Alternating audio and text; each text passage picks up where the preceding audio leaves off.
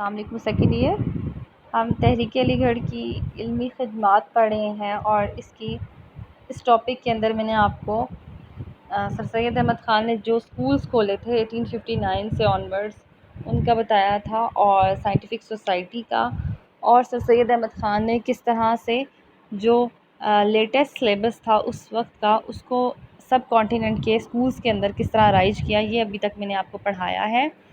آج ہم اس کی نیکسٹ ہیڈنگ یا نیکسٹ پوائنٹ کریں گے، جو کہ ہے علی گڑھ انسٹیٹیوٹ گزٹ.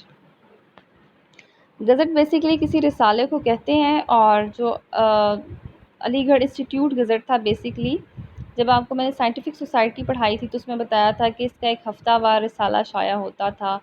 جس میں علی گڑھ کی جتنی ایکٹیویٹیز تھیں ان کو کور کیا جاتا تھا. تو سائنٹیفک سوسائٹی بھی اسی کے زیر اہتمام یہ گزٹ نکالا گیا، اور اس رسالے میں تحریکی سرگرمیوں کی خبریں شائع ہوتی تھیں اور برصغیر کے عوام، معاشی، سماجی اور سیاسی مسائل پر مقالے بھی لکھے جاتے تھے. یہ گزٹ انگریزی اور اردو دونوں زبانوں میں شائع ہوتا تھا. اچھا، اس کے ساتھ اس کے اندر ایک چیز ایڈ نہیں ہے جو میں آپ کے نالج کے لیے آپ کو بتا رہی ہوں، کہ اس کا ایک جو میگزین تھا اس کے اندر خاص بات یہ تھی کہ اس میں جو بھی کالم لکھا جاتا تھا اس کا ایک پیج اردو میں ہوتا تھا، اور اسی اردو کو دوسری سائڈ پہ انگلش میں ٹرانسلیٹ کیا جاتا تھا، یا انگلش میں ہوتا تھا اور اردو میں ٹرانسلیٹ ہوتا تھا دوسرا پیج. اس کا فائدہ یہ ہوتا تھا کہ ایٹ اے ٹائم جو مسلم کمیونٹی تھی سب کانٹیننٹ کی، وہ انگلش اور اردو دونوں زبانیں سیکھ سکتی تھی، اور اردو کے ساتھ ساتھ ان کی انگلش بہتر ہو رہی تھی. جہاں سے انہیں انگلش سے کوئی لفظ سمجھ نہیں آتا تھا یا کچھ مشکل پیش آتی تھی تو وہ اردو میں اس کا ترجمہ دیکھ سکتے تھے. یہ بیسیکلی یہ کوشش اس لیے کی گئی تھی کہ جو تھی مسلمانوں کی انگریزی کو بہتر بنایا جا سکے.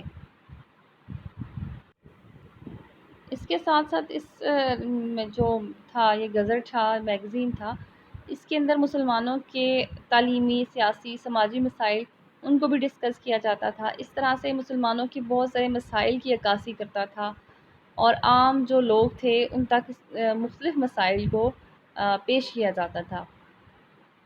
اس کے بعد سر سید احمد خان کی تعلیمی خدمات کے انڈر ہی ہم جو نیکسٹ ہیڈنگز پڑھیں گے وہ ہے ایم اے او کالج علی گڑھ کا قیام. اب اسکولس تو انہوں نے 1859 سے قائم کرنا شروع کر دیے تھے، اور 1875 میں علی گڑھ میں انہوں نے اسکول قائم کیا تھا، جو سب کانٹیننٹ کے بہترین اسکولوں میں سے ایک تھا اور ابھی تک ہے. اسی طرح اس کو 2 سال بعد انہوں نے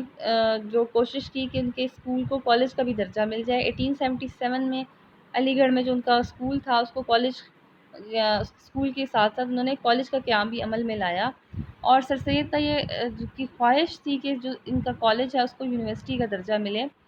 اس کے لیے انہوں نے بہت کوششیں کی، بہت محنت کی، لیکن ان کی زندگی میں یہ خواب پورا نہیں ہو سکا. لیکن ان کی ڈیتھ کے بعد 1920 میں علی گڑھ کو یونیورسٹی کا درجہ مل گیا، اور اس طرح سر سید کے خوابوں کو ایک تعبیر مل گئی. علی گڑھ نے کہ بیسیکلی علی گڑھ ایک آپ کہہ لیں ایک شائننگ ایگزامپل تھی سر سید احمد خان کی کوششوں کی، جس سے انہوں نے، جس طرح کل میں نے آپ کو بتایا کہ برصغیر کے مسلمانوں کو انگریزی زبان اور جدید مغربی علوم سے روشناس کروایا، اور عام مسلمانوں کو بتایا کہ ان تعلیمی اداروں میں یا انگریزی زبان سیکھ کر یا انگریزی اور مغربی علوم سیکھ کر کوئی بھی مسلمان اپنے مذہب سے دور نہیں ہو جائے گا. اور یہی وجہ تھی کہ سب کانٹیننٹ کے مسلمان جو تھے وہ برصغیر کی جو دوسری اقوام تھی ان کے برابر آ سکے. اور اس ادارے نے ایک ایسی قیادت کو، ایسے لیڈرز کو جنم دیا جنہوں نے بعد میں پاکستان کی تخلیق میں نمایاں کردار ادا کیا. اب یہ وہی لیڈر تھے جو وہی زبان بولتے تھے اور اسی زبان میں بات کرنا جانتے تھے جو کہ انگریزوں کو سمجھ آتی تھی،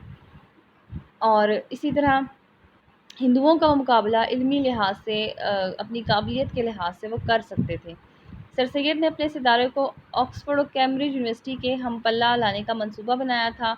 اس لیے انہوں نے اس کے لیے بہت محنت کی تھی. علی گڑھ کالج کے نصاب میں ان جو آکسفورڈ اور کیمبرج یونیورسٹی کا نظام ہے، ان کا جو تعلیمی نظام ہے، اس کی بہت زیادہ آپ کو گہری ایک چھاپ نظر آتی ہے. اس کو بہت سے لوگ پازیٹیو سینس میں بھی لیتے ہیں، بہت سے نیگیٹیو سینس میں بھی لیتے ہیں کہ سر سید احمد خان نے ایز اٹ از جو انگریزی نظام تھا اس کو کاپی کر کے یہاں پہ رائج کر دیا. لیکن اس کے دور اثرات اس لحاظ سے بہترین ثابت ہوئے کہ مسلمان برصغیر میں تعلیم حاصل کی انہوں نے اور وہ جو ایک تعلیمی خلا پیدا ہوا تھا مسلم حکومتوں کے ختم ہونے سے، وہ ختم ہوا، اور اس کے ساتھ وہ پر ہو گیا بلکہ، اور مسلمان جدید تعلیم کی طرف اور جدید علوم کی طرف راغب ہو گئے۔ اس کے بعد سر سید احمد خان انگلستان جاتے رہے، انگلستان یعنی انگلینڈ، اور انہوں نے بڑے نامی گرامی اور انگریز اساتذہ کو اپنے اداروں میں پڑھانے پر آمادہ کیا۔ ان میں آرچ بولڈ اور آرنلڈ بہت نمایاں رہے۔ پروفیسر آرچ بولڈ تھے اور دوسرے تھے پروفیسر آرنلڈ، یہ دو انگریز اساتذہ تھے جن کو سر سید احمد خان نے راضی کیا کہ وہ ان کے کالج میں آ کر پڑھائیں۔ انگریز اساتذہ نے اپنے فرائض احسن طریقے سے ادا کیے، اور دیکھتے ہی دیکھتے نوجوان مسلم نسل جدید مغربی علوم سے بہرہ ور ہونے لگی۔ یعنی انہوں نے کام بہت اچھے طریقے سے کیا، اور انگلش زبان کو، انگریزی زبان کو اور مغربی علوم کو، ظاہر ہے انگریز زیادہ اچھے طریقے سے اس زمانے میں مسلمانوں کی بجائے، کیونکہ مسلمانوں میں انگریزی زبان اتنی کامن نہیں تھی، تو زیادہ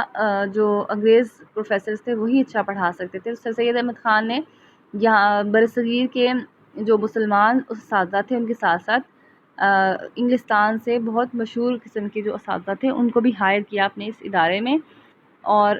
جس سے جو نوجوان نسل تھی وہ جدید مغربی علوم کو حاصل کرنے لگی۔ اس کے بعد نیکسٹ ہے پوائنٹ اس کا، محمدن ایجوکیشنل کانفرنس۔ 1886 میں اس کانفرنس کا قیام عمل میں لایا گیا۔ اس کا مقصد صرف مسلمانوں کو جدید تعلیم کے مواقع فراہم کرنے کے لیے بڑے بڑے مسلمانوں کی مدد کا حصول تھا۔ یعنی سر سید احمد خان نے اپنی تعلیمی کوششیں کیں، انہوں نے مختلف جگہوں پر مدارس قائم کیے، مراد آباد، غازی پور اور پھر علی گڑھ میں۔ پھر انہوں نے سائنٹیفک سوسائٹی قائم کی، انہوں نے نصاب کو جدید طریقوں پر رائج کیا، پھر انہوں نے علی گڑھ کالج قائم کیا، اور اس کے بعد انہوں نے یہ محسوس کیا کہ صرف ایک کالج یا ایک صرف اسکول یا کچھ اسکول جو سر سید احمد خان نے خود قائم کیے تھے، وہ پورے بر صغیر کے جو بچے ہیں، پورے بر صغیر کے جو مسلمان بچے تھے ان کی تعلیمی ضروریات کو پورا نہیں کر سکتے تھے۔ اس لیے انہوں نے یہ کوشش کی کہ